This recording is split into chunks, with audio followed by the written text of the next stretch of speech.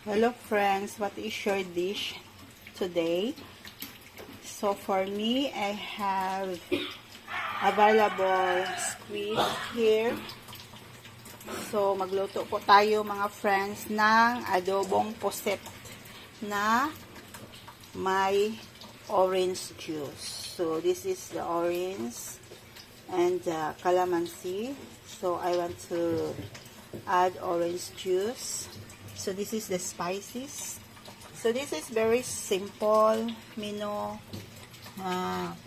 this is very simple style of adobo.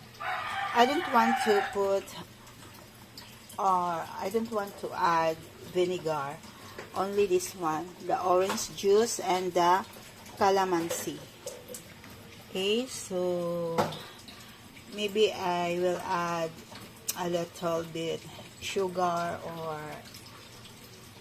any pampalasa. But I will add also peppercorn. Since the orange juice is sweet, a little bit sweet, so maybe I will not add sugar. This is our peppercorn.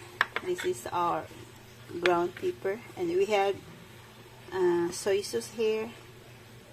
So that's all. This is our menu, the adobong puset na may orange juice.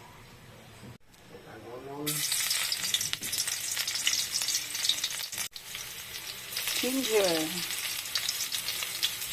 We have here the onion.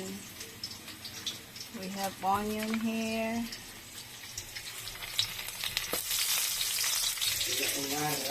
And we have chili. This is our squid. The squids. Okay. So yummy. Very yummy.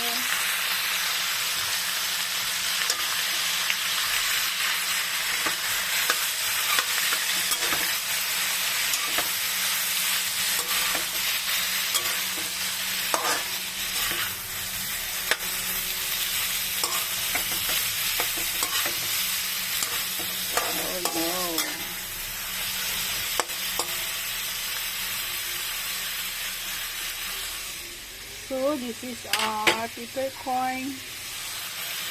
We will add a little peppercorn. Okay.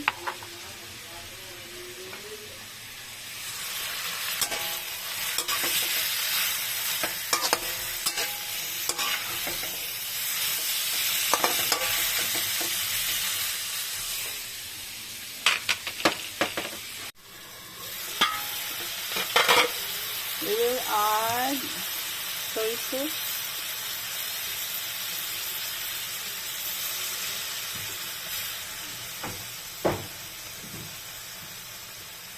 Okay.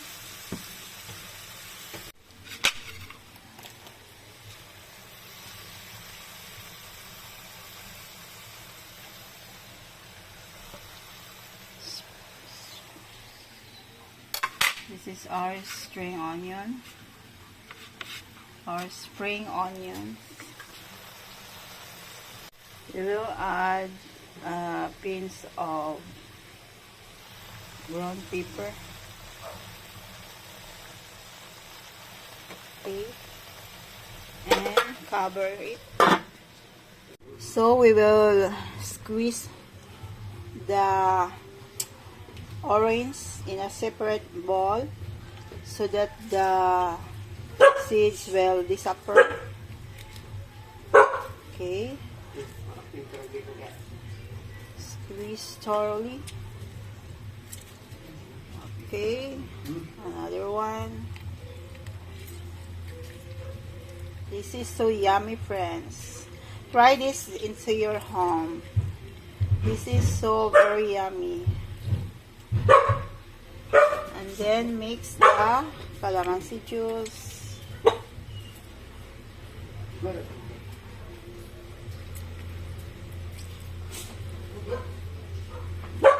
Sometimes, lagyan ko ang adobo na squid ko or any kind of meat like pork, chicken, and fish.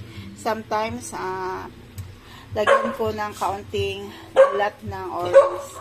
Ang kalalabasan, mga friends, ay, ito, ang sobrang sarap. Don't shout.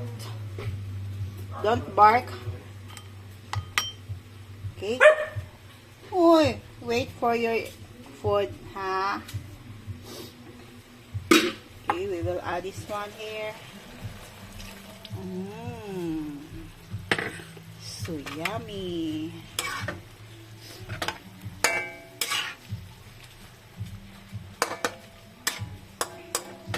Okay.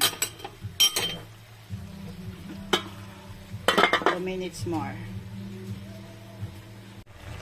So, luto na ang ating gisadong nokos or gisadong poset na may orange juice. Patayin na natin ang apoy. Okay. So, tikman muna natin. Ito, I like olo. This is the head of the... Ito lang. Tikman natin. Konti. Sarap. Sarap na sarap. God bless everyone. Thank you for watching.